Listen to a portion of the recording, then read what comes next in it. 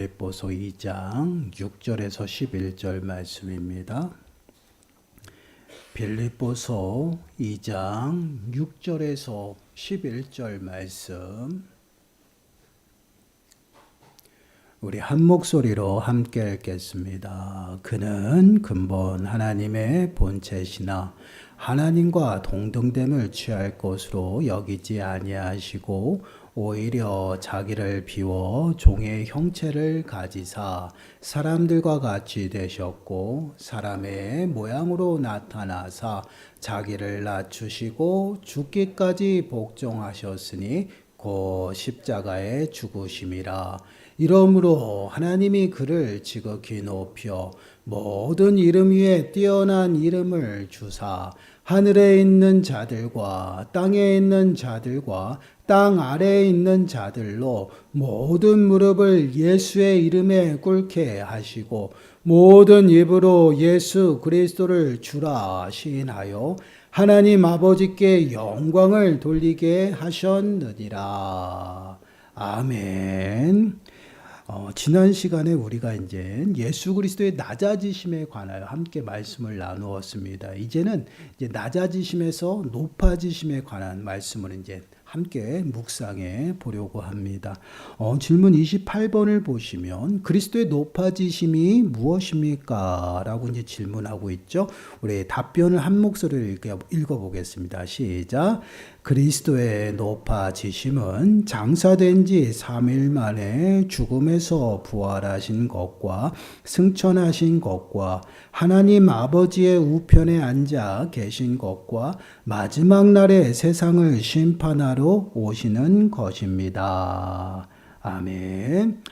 낮아지심이 예수 그리스도께서 이 땅에 우리의 육신의 몸으로 오신 그때부터 시작하여 이제 십자가에 죽으시고 장사 지낸 그 모습까지가 이제 낮아지심이라면, 이제 죽은 자 가운데서 다시 이제 살아나신 그 부활에서부터 이제 높아지심입니다. 그 부활에서부터 하나님 우편에 승천하시고 이제는 마지막 때를 기다리시면서 마지막 때에 오셔서 심판주로 오셔서 심판하시는 그 모습까지가 이제 높아지심에 관한 말씀이에요.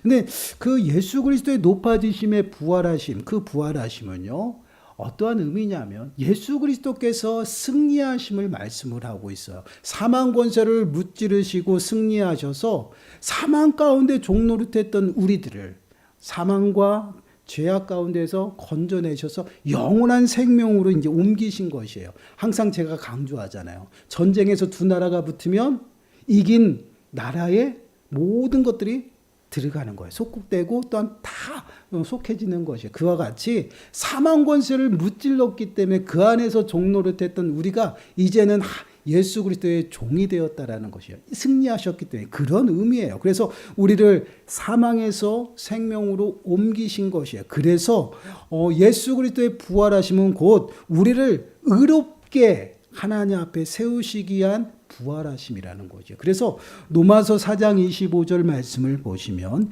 예수는 우리가 범죄한 것 때문에 내줌이 되고 또한 우리를 의롭다 하시기 위하여 살아나셨느니라. 부활하심이 무엇이냐? 결국은 우리를 하나님께서 우리를 말씀하실 때 의롭다 말씀하시게 하시기 위해서 우리를 위해서 부활하셨다라는 것이야. 그래서 우리를 사망에서 생명으로. 그 이유는 예수 그리스도께서 의로운 행위를 행하신 그것이 무엇이냐면 죽기까지 하나님의 말씀 앞에 순종하신 것이에요. 그 죽으심이 뭐예요? 바로 십자가의 죽으심이거든요. 그 죽으심이 있어야지 부활이 있어요. 그렇기 때문에 그 의로운 행위가 부활하심을 통해서 당신이 하나님의 아들임을 확증해서 보여주는 사건이고, 더 나아가서는 우리를 이제는 하나님 앞에 거룩하고 흠없고 책망할 것이 없는 모습으로 세워서 의롭다 이제 칭함을 받게 하시기 위함이다라는 것이에요. 바로 이것이 이제 부활하심의 모습이에요. 결국은 부활은 우리로 하여금 죽음의 권세로부터 자유함을 얻게 하는 그러한 사건입니다. 그 사건을 통해서 우리는 영원한 생명이 우리에게 임했고요. 더 나아가서는 그 생명을 이제는 끝까지 보존하셔야 돼요. 그러기 위해서 이제 하나님 우편으로 승천하시는 것이에요. 그래서 하늘 보좌를 완전히 회복하시는 모습이 이제 높아지심의 모습을 통해서 나타나요. 그래서 본문 오늘 9절에서 11절 말씀 보세요. 다시 한번 보세요. 9절에서 11절. 이러므로는 뭐예요? 십자가의 죽으심. 그러고 나서 이러므로 하나님이 그를 지극히 높여 모든 이름 위에 뛰어난 이름을 주사 하늘에 있는 자들과 땅에 있는 자들과 땅 아래에 있는 자들로 모든 무릎을 예수의 이름에 꿇게 하시고 모든 입으로 예수 그리스도를 주라 시인하여 하나님 아버지께 영광을 돌리게 하셨느니라. 예수 그리스도께서 부활하심으로 말미암아 모든 사망 권세를 무찔렀어요. 그리고 나서 이제는 하나님의 그 능력의 그 아들로서 모든 보좌를 어떻게 해요? 회복하시고 이제는 모든 이들이 어떻게 해요? 왕, 그 하나님의 아들이신 만왕의 왕이고 평강의 왕이신 그 앞에 무릎을 꿇고 나오는 그러한 모습이 나타나요. 그래서 모든 입으로 예수 그리스도를 뭐라? 주라 시인한다는 거예요. 모든 만유의 주가 되신 회복하시는 그러한 모습들이 나타나요. 이것이 바로 이제 높아지심의 모습이에요. 그래서 예수 그리스도께서는 승천하시며 하늘 보좌 그 하나님 우편에 앉으시면서 그 올라가시면서 우리들에게 어떠한 선물을 보내주셔? 또 다른 보혜사 성령님을 보내주셔서 이제는 그 보혜사 성령님을 통해서 우리의 심령 가운데서 영원히 함께 하시면서 우리를 어떻게 해요? 그 생명을 잃어버리지 않도록 붙드시는 거예요. 그리고 우리를 구원에 이를 때까지 마지막 그때까지 부활하는 그때까지 끌고 가시는 것이에요. 이것이 예수 그리스도를 통해서 우리에게 임한 하나님의 은혜예요. 이것이 바로 높아지심의 그 은혜 가운데에서 우리를 온전히 우리의 삶 가운데서 함께 하시면서 우리를 어떻게 해요? 다스리고 통치하시는 것입니다. 그래서 예수 그리스도의 보혜사 그 그리스도의 영이 임하면서 이 땅 가운데 교회가 세워지고요. 그래서 그리스도가 머리로서 모든 교회를 다스리고 통치하는 그러한 모습들이 나타나는 것이에요. 이것이 바로 예수 그리스도의 높아지심이에요. 예수 그리스도께서 왕의 보좌를 내려놓고 낮아지신 그 모습은요, 정말 비천하고 아주 보잘것없는 그러한 모습까지 죽기까지 그러한 모습까지 낮아지셨는데 그 낮아지심을 통해서 다시금 높아지는 그러한 모습들이 드러나고 있어요. 그 높아지심이 언제까지예요? 마지막 심판의 권세, 그것을 행하시는 날까지 이루어진다라는 것이에요. 그래서 요한복음 5장 22절 말씀을 보시면 이 땅에 심판주로 오시는 예수 그리스도를 말씀을 하고 있어요. 아버지께서 아무도 심판하지 아니하시고 심판을 다 아들에게 맡기셨으니 죽기까지 복종한 그 예수 그리스도에게 이제는 심판의 권세까지 하나님께서 다 그에게 주시는 그런 모습들이 나타나요. 그래서 요한복음 5장 27절에서 29절 말씀을 보시면 동일하게 말씀을 하고 있어요. 마지막 때의 모습. 우리 한 목소리 읽어볼까요? 시작.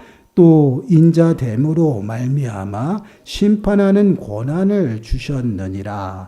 이를 놀랍게 여기지 말라. 무덤 속에 있는 자가 다 그의 음성을 들을 때가 오나니 선한 일을 행하는 자는 생명의 부활로 악한 일을 행하는 자는 심판의 부활로 나오리라. 아멘. 사망 권세를 완전히 무찌르고 부활하심으로 높아지신 그 예수 그리스도께서는요, 이제는 하늘 보좌를 회복하고 하나님 우편에서 모든 만유를 다스립니다. 그리고 언제 다시 오셔요? 마지막 때 심판주로 하나님의 권세, 심판의 권세를 다 받아서 그 심판하러 이 땅에 오셔요. 그때의 모습을 보면 어떠한 모습이 나타나요?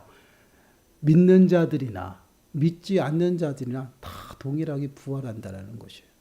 여러분, 우리가 부활을 이야기할 때요, 우리는 믿는 자들의 부활만 이야기를 하거든요. 아니에요. 모든 사람이 다 부활합니다. 모든 사람이 부활하여서 선한 일을 행한 사람은 무슨 부활이에요? 생명의 부활을 하는 것이에요. 그리고 그렇지 아니한 악한 일을 행한 자, 그들은 어떠한 부활이에요? 심판의 부활이에요. 그래서 모든 이가 마지막 때에 예수 그리스도께서 임하시는 그때 모든 사람이 부활해요. 각자의 순서대로 부활해서 어떻게 해요? 이제는 그리스도의 심판대 앞에 서게 되는 것입니다. 그래서 각 사람의 행한 대로 반드시 그대로 보응을 받는 것이에요. 예수 그리스도를 믿는 자들은 하나님의 나라에 들어가는 생명의 부활이 그들에게 약속되어 있고요. 예수 그리스도를 믿지 않는 자들은요, 다시금 음부에 들어가는, 영원히 꺼지지 않은 유황불에 들어가는 둘째 사망이 그들에게 임하는 것이에요. 이것이 바로 마지막 때의 모습입니다. 그때에 그리스도 앞에 심판대에 서잖아요. 그 심판의 주로 이제는 예수 그리스도께서 이 땅에 임하시게 되는 그러한 모습을 보게 돼요. 그렇습니다. 예수 그리스도의 높아지심, 지난주까지 이어서 낮아지심과 높아지심의 모습을 보게 되면요, 우리가 영적인 많은 의미들을 깨닫게 됩니다. 하나님의 방법과 세상의 여러 가지 방법들, 생각들과는요, 전혀 다른 모습으로 나타나고 있어요. 우리가 성경 공부하면서 그런 말들도 많이 하셔요. 하나님이 전능하신데 그냥 왜 굳이 예수님을 보내주시고 그러냐. 그냥 하나님이 용서하시고 하나님이 능력을 행하시면 되지. 우리는 그렇게 생각해요. 왜요? 이성적이고 또한 우리의 생각으로는 보이는 것이기 때문에 그럴 수 있습니다. 그런데 하나님은 전혀 다르다라는 것이죠. 당신의 가장 사랑하는 독생자 예수 그리스도를 이 땅에 보내주셔서 당신이 지금까지 계획한 모든 것들을 가장 아름답게 이루어 나가시는 모습을 보게 돼요. 근데 그러한 모습이요, 세상의 방법과 이치와 생각과는 전혀 다르다라는 것이에요. 하나님은 끊임없이 우리들에게요, 내 자신을 부정하라는 말씀을 하셔요. 낮아져야 된다라는 것이에요. 나를 버려야지만 나를 가질 수 있다라고 말씀을 하고 있어요. 생명을 버려야지만 생명을 얻을 수 있다라고 말씀하시고, 늘 낮은 곳으로 낮아져야지만 으뜸이 되고 높아진다라는 말씀을 끊임없이 하고 계시다라는 것이에요. 이것이 하나님의 방법이에요. 그래서 누가복음 10장 43절에서 45절 말씀을 보시면 우리가 너무나도 잘 알고 있는 그런 말씀이에요. 너희 중에는 그렇지 않을지니 너희 중에 누구든지 크고자 하는 자는 너희를 섬기는 자가 되고 너희 중에 누구든지 으뜸이 되고자 하는 자는 모든 사람의 종이 되어야 하리라. 인자가 온 것은 섬김을 받으려 함이 아니라 도리어 섬기려 하고 자기 목숨을 많은 사람의 대속물로 주려 함이니라. 예수 그리스도께서 이 땅에 오신 목적은 섬김을 받기 위함이 아니라 오히려 섬기고 당신의 목숨을 대속물로 바침으로 인해서 많은 사람들에게 생명을 주기 위해서 오셨다라는 것이에요. 이거 보세요. 하나님의 방법은요, 끊임없이 낮아져야 됩니다. 크고자 하는 자는 섬기는 자가 되라고 말씀을 하고 있죠. 또한 으뜸이 되고자 하는 자는요, 종이 되어야 된다라는 것이에요. 이 모습을 친히 예수님께서 이 땅에 오셔가지고 보여주셨다라는 것이에요. 낮아지심으로 인해서요, 하나님께서 어떻게 일하시고 어떻게 높여주신지 우리들에게 보여주고 있다라는 것이. 그러면서 당신이 어떠한 모습으로 이 땅에 오셨는지를 보여주고 있어요. 섬기는 종으로 이 땅에 오셔서요, 죽기까지 복종하심으로 낮아지셨죠. 그런 예수 그리스도는요, 하늘 보좌를 회복하셨어요. 만왕의 왕으로서 만유의 주가 되셔서 통치하고 다스려요. 으뜸이 되셔서 높아지신 그 모습을 보게 됩니다. 당신의 생명을 내려놓았어요. 버렸어요. 그 생명으로 많은 생명이 그 생명을 얻었습니다. 그리고 다시 부활하셔서 생명을 얻으셨어요.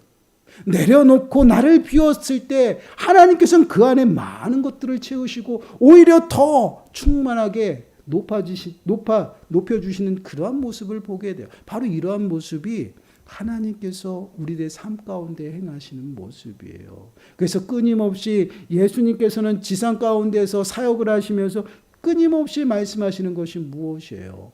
사랑을 실천하며 또한 섬기고 나누고 손해보고 희생하는 일이에요. 근데 우리들의 삶의 모습은요, 좀 그렇지가 않아요. 우리가 한번 돌아보세요. 우리 세상 사람들은요, 손해보고요, 낮아져서 막 섬기면요, 오히려 비웃어요. 그리고 뭐예요? 우습게 봐요. 그리고 더 멸시하고 천대해요. 그리고 깔봐요. 이게 세상의 모습이에요. 여러분, 우리 안 그런 것 같죠? 우리 그러고 살고 있어요. 정말 안타까운 일이죠. 이게 세상에 살아가는 모습이에요. 나는 연약합니다. 나는 부족해요. 아무것도 할 수 없어요. 그러면 진짜 그렇게 취급해요.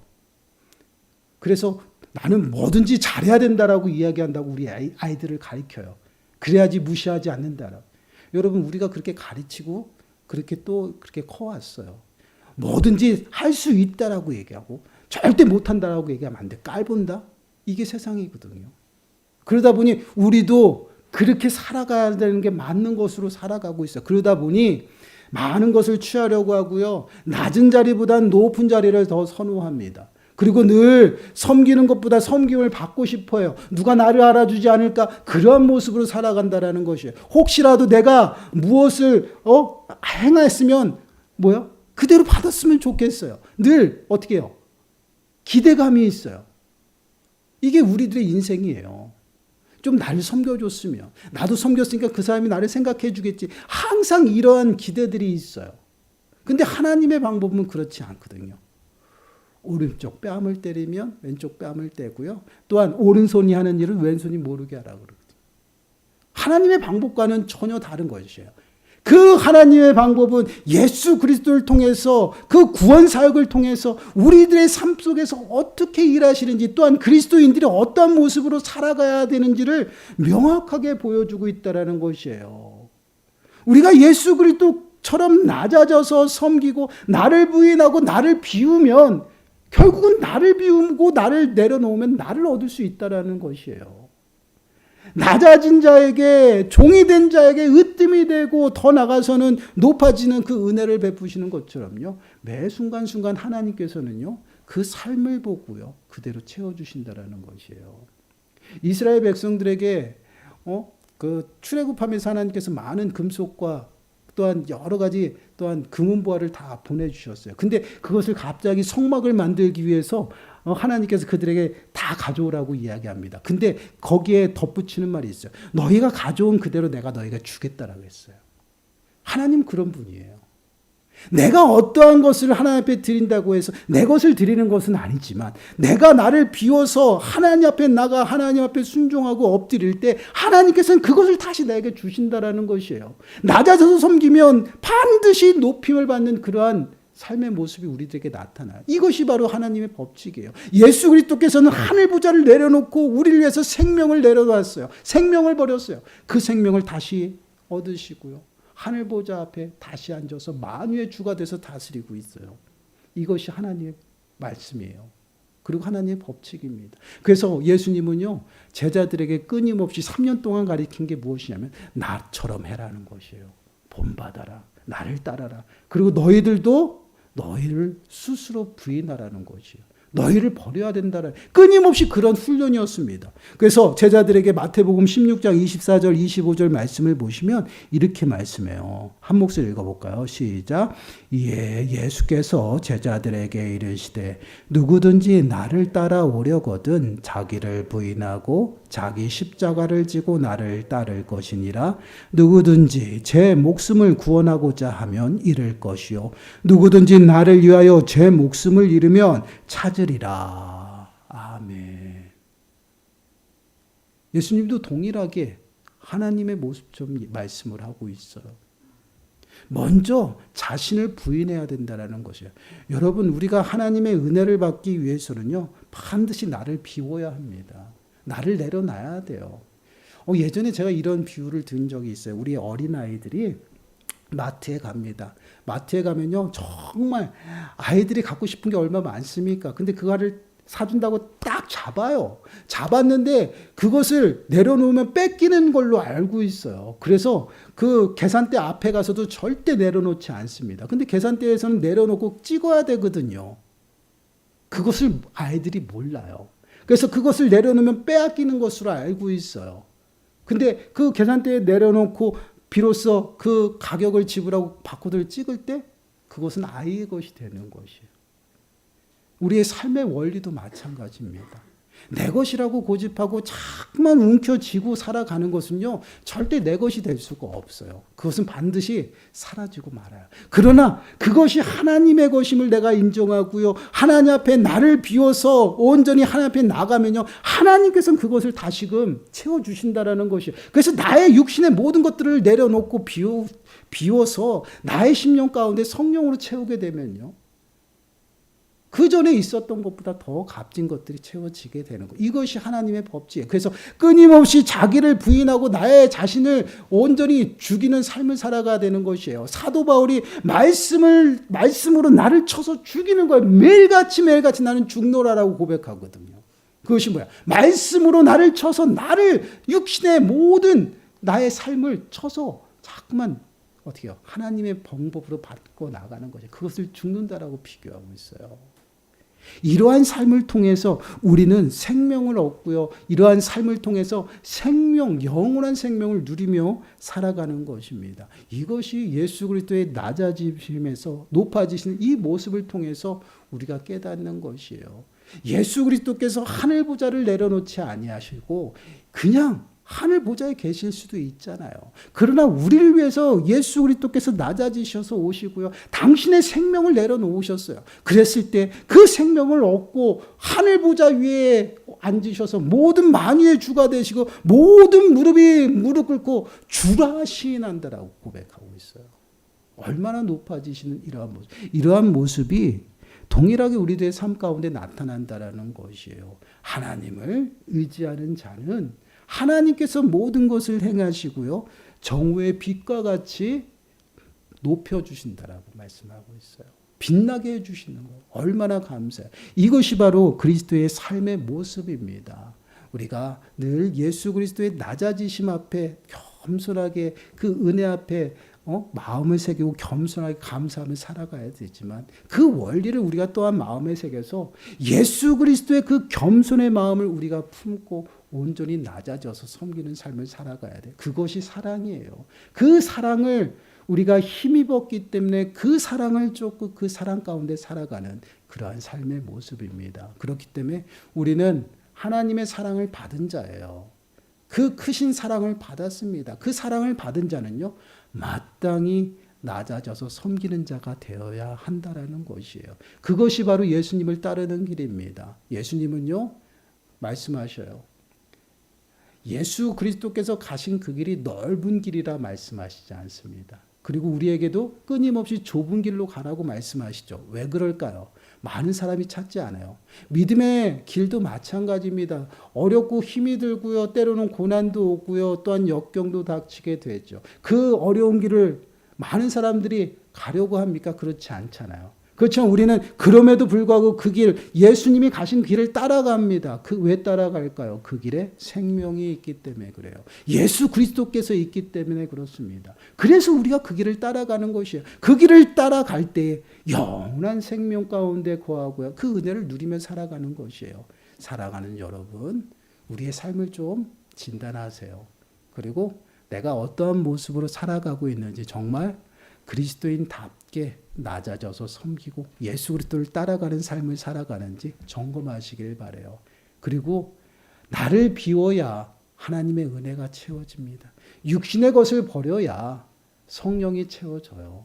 그 은혜 가운데 매 순간순간 살아가는 저와 여러분들이 되시길 간절히 축원합니다. 우리 찬양하겠습니다. 사랑하는 나의 아버지.